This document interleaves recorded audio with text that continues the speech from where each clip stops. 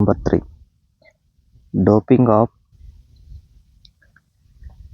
of boron in silicon results in, means by doping the silicon with boron, the results is an intrinsic silicon semiconductor, p-type extrinsic semiconductor, an n-type extrinsic semiconductor, and intrinsic b semiconductor. B means boron semiconductor. First of all, we will see in this what are the words present in this question. Intrinsic means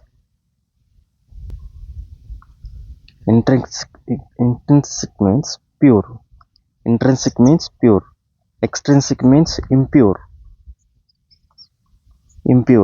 Intrinsic means impure. There is no impurities present in that silicon. That is called intrinsic.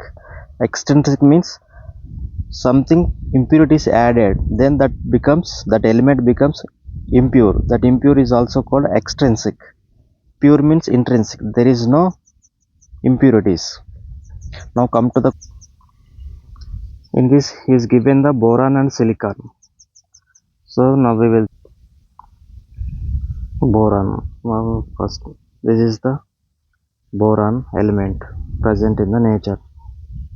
Boron, this is the valency configuration. Boron have 3 valency electrons. This is the outer shell, 1, 2 and 3. Outer shell has the 3 valency electrons. Boron. Now we will see the silicon. Now this is the silicon. This is the physical presence of the silicon. This is the boron. This is the silicon. These are the valency configuration. In silicon, we will valence electrons are 1, 2, 3, 4. Silicon has 4 valence electrons. Boron has 3 valence electrons. By adding this boron to the silicon, these 3 and from these 3 are forms the bond, and here one excess electrons will be present. This excess electron, to form the bond, takes the another electron from the another silicon. Then that the another electron leaves the one hole. Absence of the electron will give the hole. Like that, the total silicon will becomes the holes, means p-type semiconductor. 3 from the boron, 3 valence electrons, from the silicon 3 valence electrons will form the 3 bonds, and one excess electron will be present in the silicon. To form the bond, this excess electron will be taken by the other silicon atoms. The absence of, at the time electron will be absent at one silicon atom place. By the absence of the electron is called hole. The absence of electron is called hole. This hole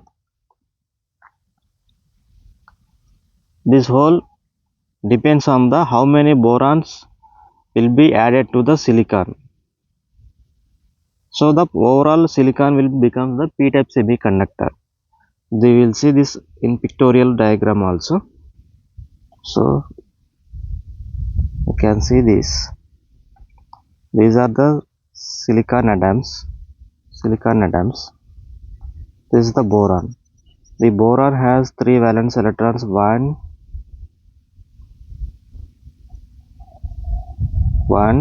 2, 3. These 3 are combined with these 3 silicon atoms. Here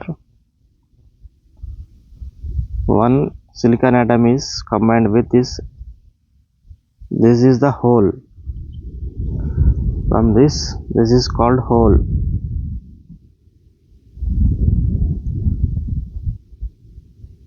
This is the hole. So the overall silicon will becomes the p-type semiconductor. In this picture also we can see, this is the +4 silicon atoms. This is the +3 boron atom. These 3 boron atoms combined with 3 silicon atoms. Here one extra electron is there. this is to be bond with another atoms. So here one empty is there. This is becomes a hole. This is called a hole. So the overall silicon is becomes as p-type semiconductor. P-type semiconductor. P-type semiconductor. Similarly, n-type semiconductor also we will see now. See this. This is phosphorus atom. This is phosphorus. It has 5 valence electrons. One is combined with this, one is combined with this, one is combined with this, one is combined with this. Then one extra electron will be present. This gives the extra electron. So due to this free electron, the semiconductor will become n-type semiconductor.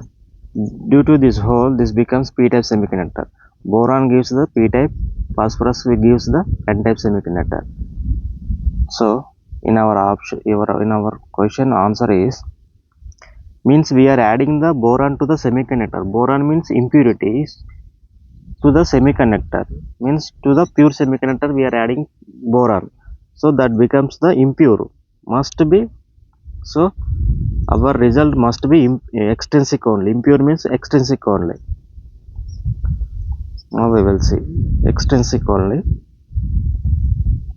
So intrinsic, what wrong? Intrinsic wrong.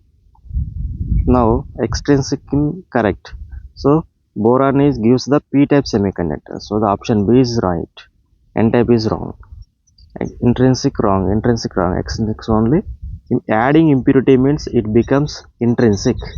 Adding impurities means it becomes extrinsic. If we are adding the trivalent, that becomes p-type.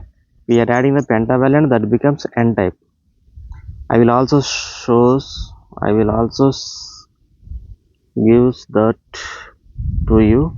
What are the pentavalent? What are the so just by seeing this, these are the pure semiconductor, silicon, germanium. Left side this is the 4 valence electrons. This is the 3 valence electrons. This is the 5 valence electrons. These are the pentavalent electrons. These are the trivalent electrons. Boron, aluminum, gallium, indium are the trivalent electrons. Phosphorus, arsenic, antimony are the pentavalent electrons. These are also pentavalent electrons only, but rather than this gives the our required effective semiconductors, n-type semiconductors or p-type semiconductors in our requirements. So just by remembering this table, we can easily remember what are the pentavalent, what are the trivalent.